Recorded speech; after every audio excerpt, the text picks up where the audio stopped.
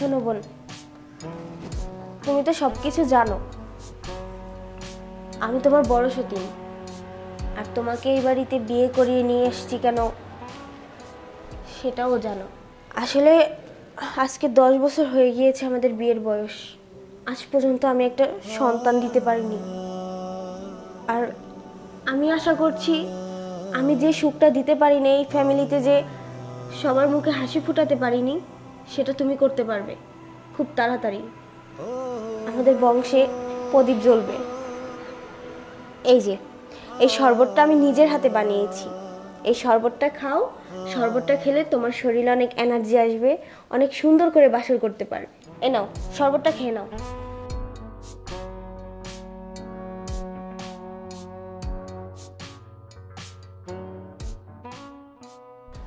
যাও, আমি আমার কাজটা শেষ করে আসছি। এখন তুমি তোমার কাজ শুরু করো, তবে সাবধানে, কোনোভাবে যেন ট্রেন না পায়। ভাবি, কাজটা কি ঠিক হইতেছে? শোনো, কোনটা ঠিক আর কোনটা ভুল ওগুলো ভাবলে হবে না। এই বংশে প্রদীপ দরকার, আর যদি এটা না করতে পারো তাহলে বুঝোই তো কি হবে। যেটা বলতেছি চুপচাপ যাও। ঠিক আছে, যাচ্ছি।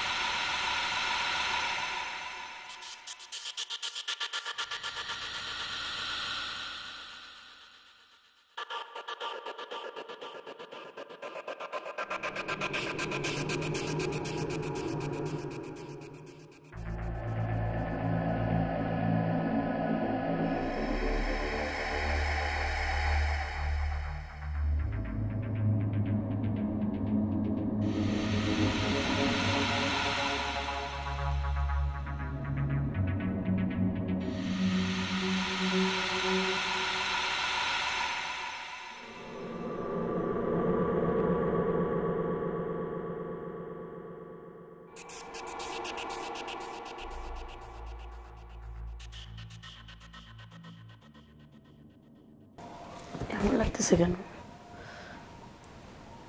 এই যে শুনছো, ওঠো না। ও শরীরটা জানি কেমন লাগতেছে। এরকম লাগতেছে কেন হঠাৎ করে? ওই যে হয়েছে কি, তুমি রাত্রে শরবতটা খাওয়ার পরে না হয়তো ঘুমিয়ে পড়ছিলা, আর সারাদিন অনেক ধকল গেছে আর শরীর ক্লান্ত ছিল, তাই হবে। যাও গিয়ে ফ্রেশ হয়ে নাও। হতে পারে, আচ্ছা ঠিক আছে।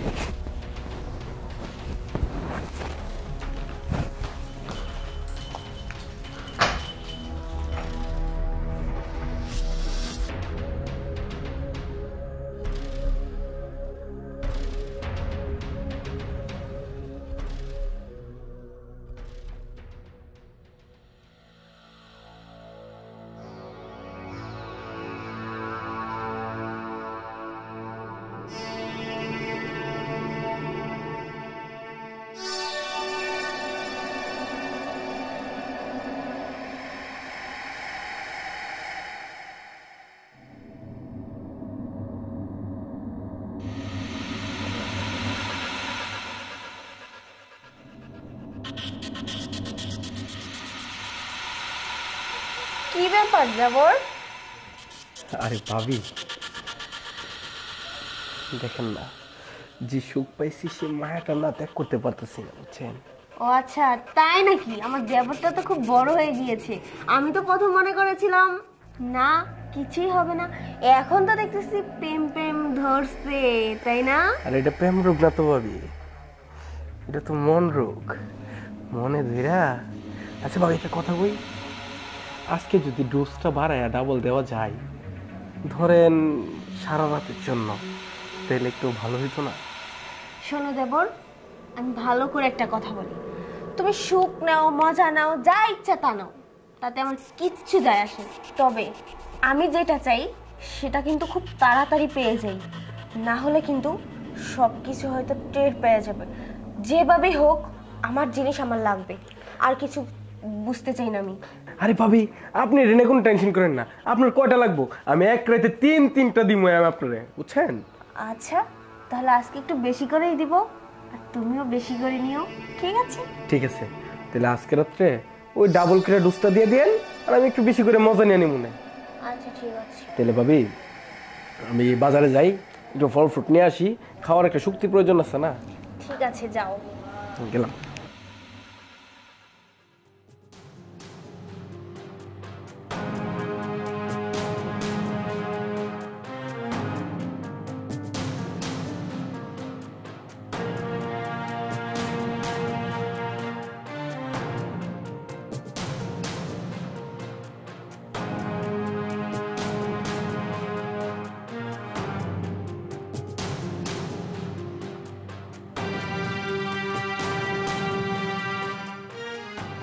কি বলবো বলো, এরকম করতেছো কেন? আচ্ছা শোনো না, বলছি আমি তো তোমাকে ভালোবেসে বিয়ে করে এনেছিলাম, তাই না বলো? যে কোনো একটা কারণবশত আমাদের বাচ্চা কাচ্চা হচ্ছিল না, আর তুমি নিজে পছন্দ করে একটা মেয়েকে এবারের বউ করে এনেছো। আমরা কি ওর সাথে কাজটা ঠিক করছি? ও যদি বিষয়টা জানতে পারে সমস্যা হয়ে যাবে না? আরে বোকা, ও কিভাবে জানবে? ও তো জানে যে তুমি ওর সাথে থাকতেছো, আর আমরা যে কোন দিক থেকে চাল কোন দিকে নিয়েছি সেটাও কিভাবে বুঝবো? ও তো ঘুমিয়ে থাকে, ও কিচ্ছু বুঝতে পারবে না। আর তুমি এত ভয় পেও না তো। শোনো, আমিও তোমাকে কম ভালোবাসি না, শুধু যে তুমি আমাকে ভালোবাসো ওরকম না, তোমাকে আমি ভালোবাসি বলেই তো এই প্ল্যানটা করেছি। কি করব বলো, তোমাকে তো এখন আমি ছেড়েও যেতে পারি না, আর আমার ফ্যামিলি যদি জানতে পারে তোমার কাছ থেকে তো আমাকে নিয়ে যাবে, অন্য একটা জায়গায় বিয়ে দিবে। তুমি তো সব কিছু জানো, তারপর না জানার ভান করছো কেন?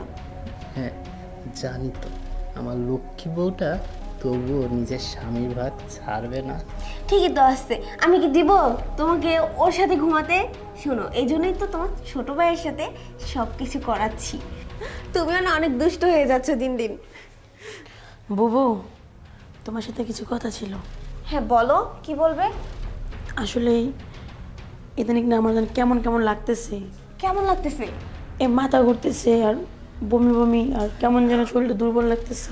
হোগো, খুশির খবরই তো। আরে তুমি তো মা হতে চলেছো তাহলে।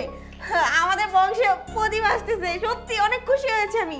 কি বলো, তুমি এক্ষুনি যাবে 10 কেজি মিষ্টি নিয়ে পুরো গ্রামবাসীকে খাওয়াবে, আর সবাইকে বলবে এই খুশির খবরটা যে তুমি বাবা হতে চলেছো আর আমি মা হতে চলেছি। ঠিক আছে, আমি এখনই যাচ্ছি। ঠিক আছে, যাও। শোনো, আজকে থেকে তোমার এই বাড়িতে কোনো কাজ করা লাগবে না, আর একটু রেস্ট করবা, ঠিক আছে?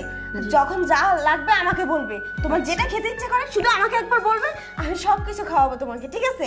আচ্ছা একদম কাজে হাত দিবে না কিন্তু, আজকে থেকে তুমি রেস্ট করবে, ঠিক আছে? যাও। আচ্ছা।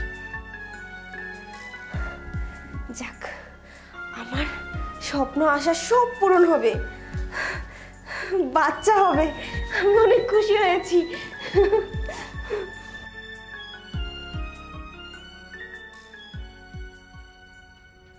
বুঝলাম না, বুবু আমার প্রতিদিন শরবত দেয়, কিন্তু কেন দেয়? আর আমি ইদানিং প্রেগনেন্ট, কিন্তু বিষয়টা বুঝলাম না আসলে। আমার হাজব্যান্ডের সাথে তো আমার তেমন কিছুই হয়নি, আমার মনে তো বলতেছে না কিছু হয়েছে, তাহলে আমি প্রেগনেন্ট হলাম কিভাবে? আর বুবু আমাকে প্রতিদিনও শরবত দিচ্ছে, আমি শরবত খাচ্ছি, মাথায় কাজ করতেছে না।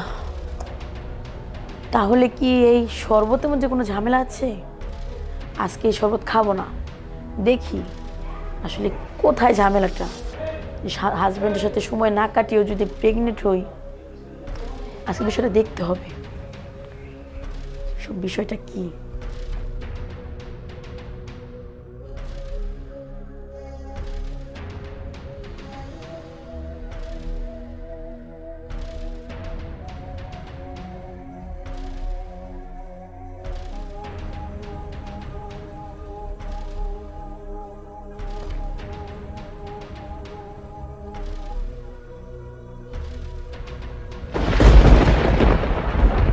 হচ্ছে এসব? তার মানে তোমরা দিনের পর দিন কি আমার সাথে এসব করছো? না না, তুমি ভুল ভাবছো, আসলে ওই রকম কোনো কিছুই না। কি ব্যাপার? তুমি বুবু, তুমি একটা মেয়ে মানুষ হয়ে, অবশেষে একটা মেয়ে মানুষ হয়ে তো এরকম করতে পারলা? আসলে তুমি ভুল ভাবতেছো। এদিকে আসো, ব্যাপারটা বোঝার চেষ্টা করো, তাহলে সব ঠিক হয়ে যাবে। দেখো, আমরা তো এই কাজটা করতে চাইনি তোমার সাথে। কি করব বলো? সত্যি কথা বলতে, মানে আমার হাজবেন্ড, তোমার যার সাথে বিয়ে হয়েছে, ও কখনো বাবা হতে পারবে না। আর আজকে 10 বছর হয়ে গেল আমাদের বিয়ের বয়স। আমি মা ডাক শুনতে পারি নাই, আর ও বাবা ডাক শুনতে পারে না। এই জন্য আমরা এই প্ল্যানটা করেছি। প্লিজ তুমি রাগ করো না। কি করব বলো?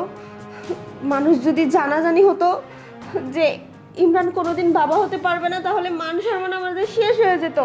তাই বলে আমার সাথে এসব? প্লিজ বোঝার চেষ্টা করো বোন। সমস্যা নেই, তুমি তো এখন প্রেগনেন্ট, তাই না? এই অবস্থায় তো কোনো একটা কিছু করা যাবে না। আর এই সন্তান তো আমাদেরই বংশ, তাই না? তুমি চিন্তা করো না, আমার হাজব্যান্ডের সাথে তোমার কিচ্ছু হয়নি। আমার দেবরের সাথে যা হওয়ার তা হয়েছে। আমার দেবরের সাথেই তোমাকে বিয়ে দিব। তুমি একদম চিন্তা করো না। আর তোমাকে ঠকানো হবে না, আমি তোমাকে কথা দিচ্ছি। তুমি এই বাড়ির বউ হয়ে থাকবে। প্লিজ এই ব্যাপারটা কাউকে জানাজানি করো না, আমাদের মান সম্মান থাকবে না। হ্যাঁ দেখো, আমি আমার বউকে অনেক ভালোবাসি, আর ওর কথাতেই শুধুমাত্র এই বিয়েটা একটা মিথ্যা নাটক ছিল। আমি তোমার জীবন নষ্ট করতে চাইনি। আমি আমার বউকে অনেক ভালোবাসি, আর ও আমার ভাগ কাউকে দিতে পারবে না। তবে আমাদের বংশের সন্তান আসাটা জরুরি ছিল। আর আমরা যেটা তোমার সাথে করেছি, বুঝতে পারছি অন্যায় হয়ে গেছে, তারপর তুমি আমাদেরকে ক্ষমা করো প্লিজ। হ্যাঁ, তুমি এটা মেনে নাও প্লিজ। আমি তো তোমার বোনের মতো, তাই না? এখন যেহেতু ভুল হয়েই গেছে একটা, আর আমার পেটে যে সন্তানটা আছে, সন্তানের দিকে তাকিয়ে আমি ক্ষমা করে দিতে রাজি আছি। ঠিক আছে বোন, আমরা খুব খুশি হয়েছি। আচ্ছা শোনো না, সবাই জানবে এই বাচ্চাটা আমাদেরই, আর কিন্তু আমরা তোমাকে ওর সাথে বিয়ে দিয়ে দিই। আচ্ছা ঠিক আছে। ঠিক আছে বোন। ভাই তুই কোনো আপত্তি করিস না। দেখ, যা হওয়ার তা তো হয়ে গেছে। আর তাছাড়া তুই যদি এখন মুখ ফিরে নিস, তাহলে কিন্তু আমাদের মান সম্মানও থাকবে না, আর ওর কাছেও আমরা মুখ দেখাতে পারবো না। বুঝতে পেরেছিস? ঠিক আছে ভাই। তোমরা যেভাবে বলো আমি সেভাবেই করবো। ঠিক আছে, খুব তাড়াতাড়ি তোমাদের বিয়ে দেওয়ার ব্যবস্থা করবো আমরা। হ্যাঁ তিশা, চলো। থাকো তোমরা দুজন। আচ্ছা বাবু, ঠিক আছে।